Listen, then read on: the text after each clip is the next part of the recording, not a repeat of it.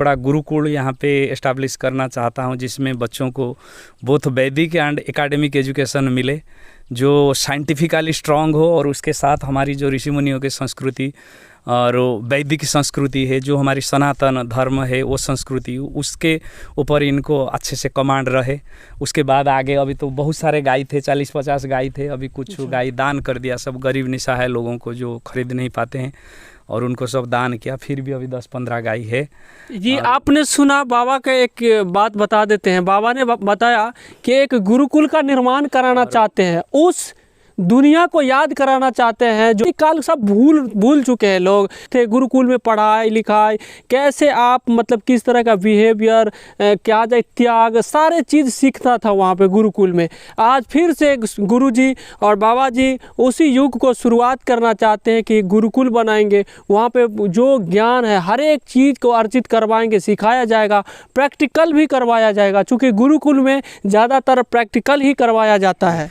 और उसके साथ साथ हमारी जो मेन एक अच्छा इंसान बनाने के लिए जो मेन हमारी था 16 संस्कार, जो संस्कार मेन चीज़ होता है। शिक्षा, संस्कार बिना शिक्षा वैल्यूलेस होता है, उसका कोई कीमत नहीं होता है। आप कितने भी पढ़े लिखे बनो, कितने भी कुछ करो, अगर आपकी बिहेवियर अच्छा नहीं है, अगर आपको जीवन जीने का शैली आपको पता नहीं है, तो फिर आपका जीवन कभी भी सुखमय नहीं होगा ना, जीवन कभी भी आप समृद्ध जीवन व्यतीत नहीं कर सकते।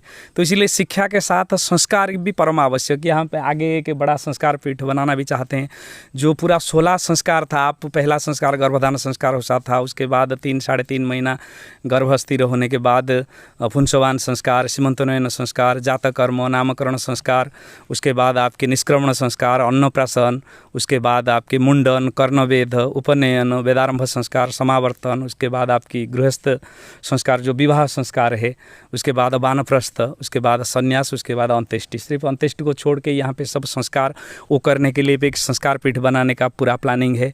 और उसके बाद आगे एक इसी जगह में जो केला का गाछ आप देख रहे हैं, इसमें एक भारत माता मंदिर बनाने के लिए, क्योंकि लोग तो सारे देवी देवताओं की मंदिर बनाते हैं, सब कुछ करते हैं, मगर देश से बड़ा देवता, देश से बड़ा भगवान कोई है नहीं। आजकल जितने भी ऋषि मुनि आप देखिए, चाहे भीष्म से कहिए, चाहे विश्वामित्र कहिए, भरद्वाज कहिए, चाहे वशिष्ठ कहिए, जितने भी है आजकल की समय को आइए, मॉडर्न ये एरा को आइए, मॉडर्न एज में आइए, आप स्वामी विवेकानंद कहिए, दयानंद सरस्वती कहिए, कि आप रामकृष्ण परमहंस कहिए, कि आप मूल शंकराचार्य जो आदि शंकराचार्य, वो सब कुछ देश और समाज के लिए किए। ऋषि मुनियों के जीवन ही देश और समाज के लिए ही होता है। ऋषि मुनियों के जीवन नहीं है कि घंटी बजा के खाली लोगों को अंधविश्वास और कुसंस्कार में ही डालना है। समाज में जो कुरीतियाँ हैं और वो कैसे दूर हो, लोग सत्य मार्ग पर चले, न्याय मार्ग पर चले, और सबसे बड़ा देशभक्ति, देशभक्ति से बड़ा कुछ नहीं है।